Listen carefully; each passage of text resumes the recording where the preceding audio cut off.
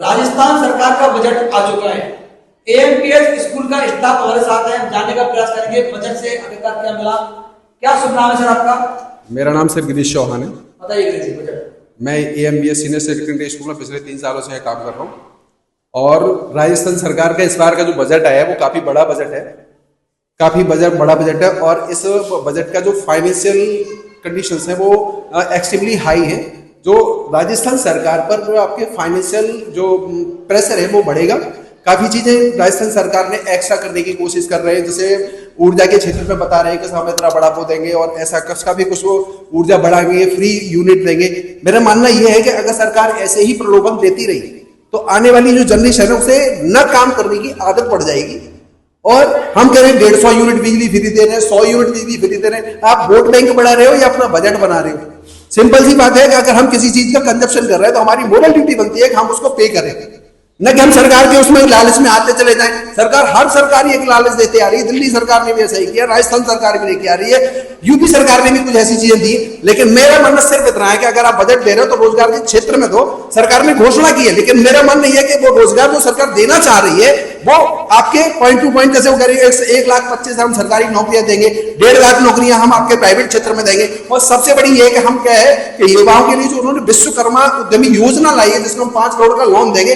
Loan की formalities इतनी होती है कि एक नॉर्मल व्यक्ति उन फॉर्मेलिटीज को पूरा नहीं कर पाता। आप सरकार को घोषणा करने से नहीं होता, आप उस चीज को समझिए, नीचे लेवल पर जाइए, पता करिए कि क्या उस व्यक्ति को मिल पा रहा है इस योजना का। मैं तो नहीं समझता, घोषणा करने से कुछ नहीं होता।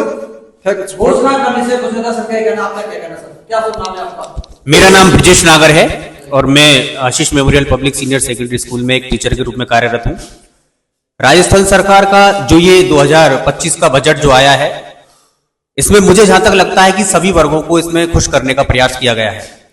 और क्योंकि मैं एजुकेशन से जुड़ा हुआ हूं, इसलिए एजुकेशन के बारे में ही मैं बात करना चाहूंगा। राजस्थान सरकार के इस बजट में जो मुझे सबसे खास चीज लगी एजुकेशन को लेकर के, एक तो डिजिटल लर्निंग को लेकर के काफी फोकस किया गया है, साथ में एकेडमिक चीजों के साथ साथ में स्किल इंप्रूवमेंट पर काफी जोर दिया गया है और उस पर काफी पॉलिसीज बनाई गई हैं।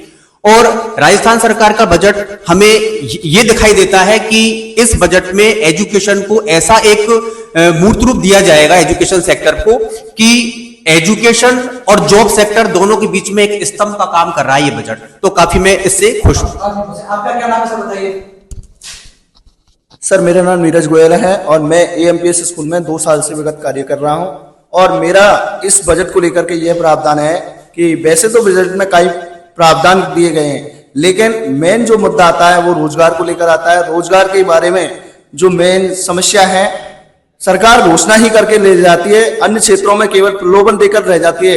लेकिन ये प्रलोभन देने के बजाय सरकार को युवा वर्ग के लिए रोजगार के लिए कार्य करना चाहिए। मैं इसके लिए कहना चाहूँ। विक्रांत, पहले तो इस बजट के अंदर जो गवर्नमेंट का डेफिसिट है वो 4.25 है, लगभग 84,683 करोड़। तो अब ये गवर्नमेंट कहाँ से पिछले साल के डेफिसिट को चुकाएगी, एक वो क्वेश्चन मार्क है। और जो इसका रेवेन्यू है, रेवेन्यू 2.94 लाख करोड़ का है और जो एक्सपेंडिचर है वो 3.25 करोड़ का है, लाख करोड़ का। और इनके बीच में भी जो मार्जिनल डिफरेंस है वो भी कहाँ से लाएंगे ये तो पता नहीं। और जो पहले की इनकी योजनाएं चल रही थी वो तो कंप्लीट अभी फिलहाल नहीं हुई हैं, लेकिन इसमें भी इन लोगों ने न्यू प्रोजेक्ट्स डाले हुए हैं। Second phase of the metro and recently 150+ flyover and expressway type of the things.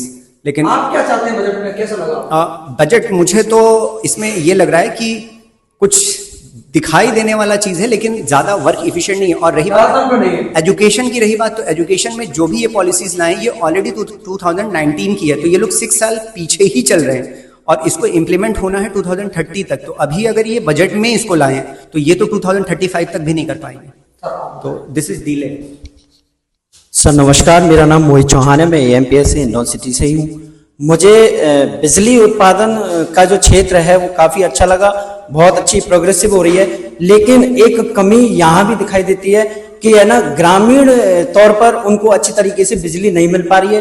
किसान लोग इससे क्या है बहुत प्रभावित हो रहे हैं। कभी बिजली कट जाती है, जब उनका समय बिजली का या अपना फसल उत्पादन का समय आता है तो उस टाइम पर उनको प्रॉपर बिजली नहीं मिल पाती, पर्याप्त बिजली मिलनी चाहिए। मेरा नाम दिलीप दिवाकर है, मैं हिंडौन सिटी से ही हूँ। ग्रामीण क्षेत्रों में जो है 20 लाख घरों में नल के जो है कनेक्शन किए जाएंगे और उन कनेक्शन के लिए 425 रुपये का जो करोड़ रुपए खर्च किए गए हैं, इससे ग्रामीण क्षेत्रों में जो है जल की जो समस्या वो बहुत ज़्यादा कम होगी, क्योंकि ग्रामीण क्षेत्रों में सबसे ज़्यादा जल की समस्या रहती है। बजट को किस रूप में लेते हैं? अच्छा है, हाँ कुछ हद तक ठीक है, लेकिन आप क्या कहेंगे सर? सर मेरा नाम महेश है, मैं एएमपीएस में शिक्षक के रूप में कार्यरत हूँ। राजस्थान सरकार ने जो आज बजट पारित किया है वह एक बहुत बड़ा बजट है। इसमें सभी तरह की समस्याओं को सभी क्षेत्रों में ध्यान में रखते हुए ये बजट पेश किया गया है। इसमें युवाओं के लिए नौकरियां दी गई हैं। इसके अलावा जल के क्षेत्र में भी इसमें प्रयास किया गया है, बिजली के क्षेत्र में भी प्रयास किया गया है। बजट अच्छा लगा, लेकिन थोड़ी मेरा नाम अक्षय कुमार भारद्वाज है, मैं हिंडौन सिटी का निवासी हूँ। गवर्नमेंट ने जो बजट पास किया है उस पर रोजगार के क्षेत्र में भी उन्होंने काम किया है और बिजली पानी इनके क्षेत्र में भी काम किया है। मुझे बजट है अच्छा लगा। अच्छा लगा। और हमारे साथी लगातार, आपका क्या कहना है? क्या नाम है? मेरा नाम ललित सोनी है, मैं हिंडौन से हूँ। सरकार ने जो बजट पेश किया है वो सभी वर्गों को ध्यान में रखते हुए पेश किया है। बस इतना सा कहना चाहूँगा, ये बजट धरातल पर उतरी। बजट धरातल पर उतरना चाहिए, सभी लोगों का स्टाफ हमारे साथ जुड़ा। राजस्थान सरकार के कुछ लोग बजट की सराहना कर रहे हैं, कुछ बता रहे हैं कि आर्थिक घाटे वाला बजट है, और बाकी आप हमारे दर्शक हैं उसका विश्लेषण करें।